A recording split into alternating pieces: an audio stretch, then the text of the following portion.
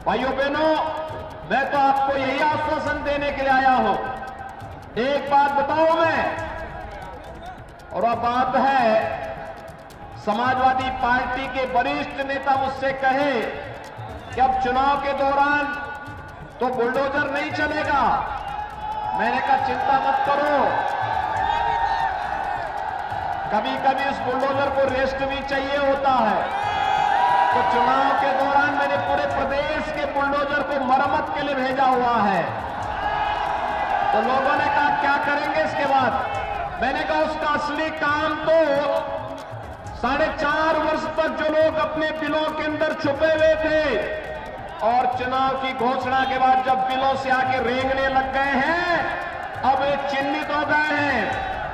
10 मार्च के बाद फिर बुलडोजर का काम जब प्रारंभ होगा तब के लिए हम मरम्मत करवा रहे हैं, चिंता मत करो। अभी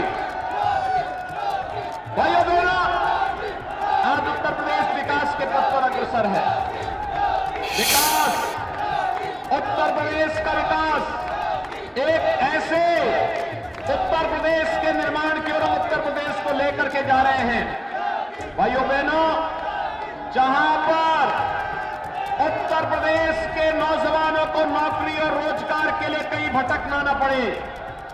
याद करिए, ये वही उत्तर प्रदेश है जहां नौकरी लगती थी और उत्तर प्रदेश की हर नौकरी विवादित हो जाती थी, न्यायालय को स्टे देना पड़ता था, हमारे नौजवानों के भविष्य के साथ खिलवाड़ होता था।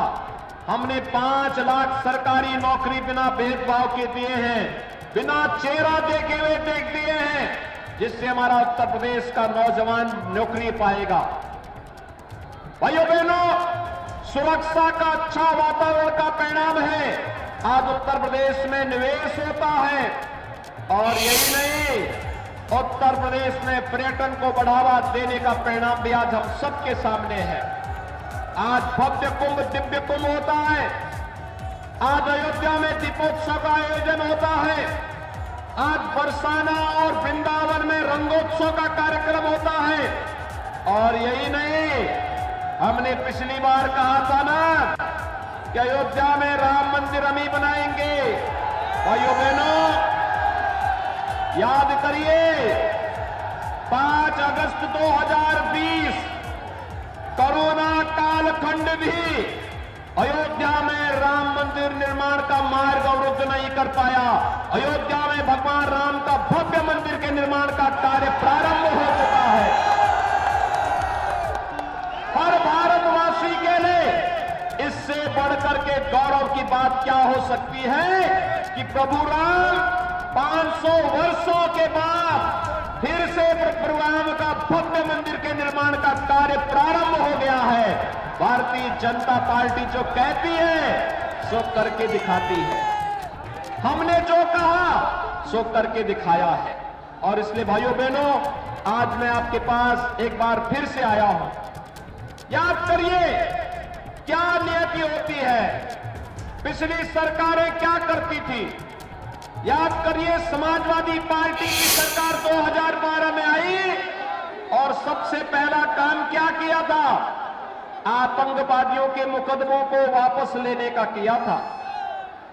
आतंकवादियों के मुकदमों को, उनकी संवेदना गांव के विकास के लिए नहीं थी, अन्नदाता किसानों के प्रति नहीं थी, हमारे नौजवानों के रोजगार के लिए नहीं थी, बेटी और बहनों की सुरक्षा के लिए नहीं थी, और भाइयों बहनों समाज के और प्रदेश के विकास के लिए नहीं थी। समाजवादी पार्टी की संवेदना तो अयोध्या में राम जन्मभूमि पर आतंकी हमला करने वाले, काशी में संकट मोचन मंदिर पर आतंकी हमला करने वाले, अयोध्या, लखनऊ और वाराणसी की कचहरियों पर आतंकी हमला करने वाले, रामपुर पर आतंकी हमला करने वाले आतंकवादियों के प्रति उनकी संवेदना थी। लेकिन याद करिए, जब भारतीय जनता पार्टी की सरकार बनाने के लिए आपने आशीर्वाद दिया था तो भाइयों बहनों, उस समय आपने देखा होगा सरकार बनते ही हमने पहला निर्णय लिया, 86 लाख किसानों का 36,000 करोड़ रुपए का कर्ज माफी का